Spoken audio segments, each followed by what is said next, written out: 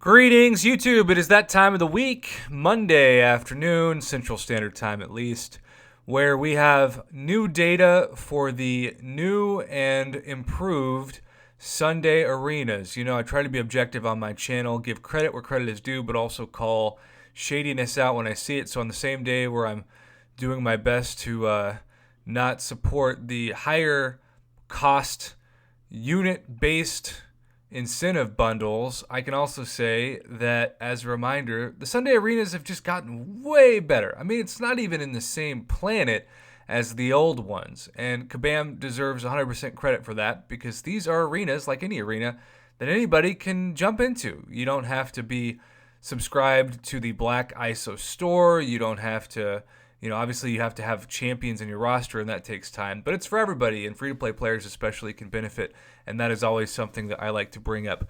Before we talk about the data, now I have been asked, Prof, you should do a guide on how to get in the top 10% of the Sunday arenas. That may come eventually, but right now we still don't know even what that number is going to be consistently. I would argue that it's probably going to take 1 month minimum, but probably closer to 8 weeks at least of data before I feel comfortable saying, hey, if you shoot for this milestone, you're probably going to be safely in that top 10%. All I can tell you right now is what I have shot for and whether or not I have landed in the top bracket. And you can see from these 3 in-game mailbox messages that I have indeed, for the second week in a row, placed in the top 10%, the top 5%, and the top 50% of the 3 Sunday arenas. So the question becomes, of course, Prof, what scores did you achieve in these Sunday arenas, since we know you have no life and you have a really terrible arena addiction, and all of those things are extremely true. So this one, once again, I just did all the milestones. I just went to 250,000 points, in this case 250,906 points, got me the top 50%, and that was an additional 1,000 3-star shards, which since I am subscribed to the Black ISO store on Mondays, I can also instantly exchange 2,000 3-star shards for 1,000 4-star shards, and so if I needed 3-star shards, hey, that's pretty cool. But this is the least interesting in terms of the points.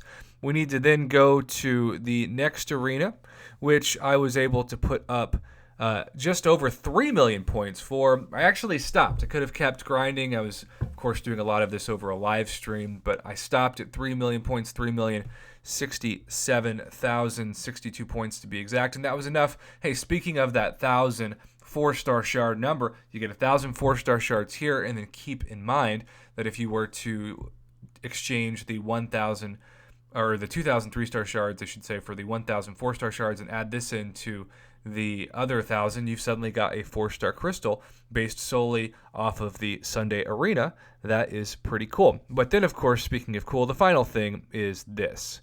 And this is the top 10%, which I was able to form a fully formed 4-star crystal automatically. Didn't even have to form it with shards. They just give you the full thing, and the 1,000 5-star shards as well. Of course, for those of you who are interested, it does become a lot juicier in terms of rewards for the top. You get a 5-star crystal if you're in the 2 to 5.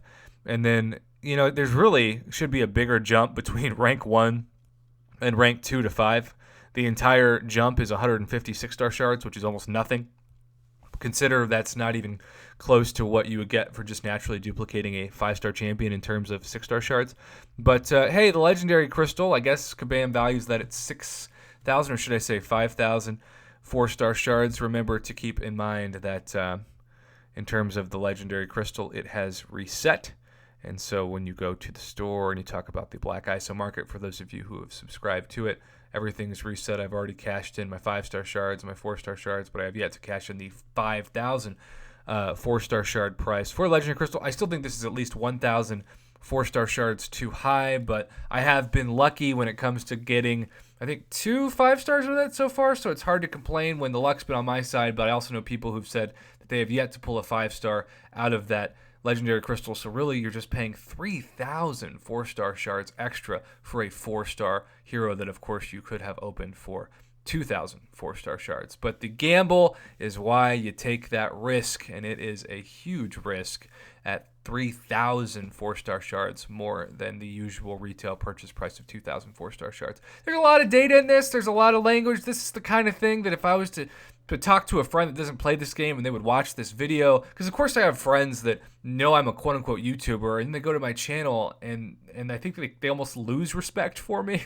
not just because I play a game, but because they have no idea what I'm talking about.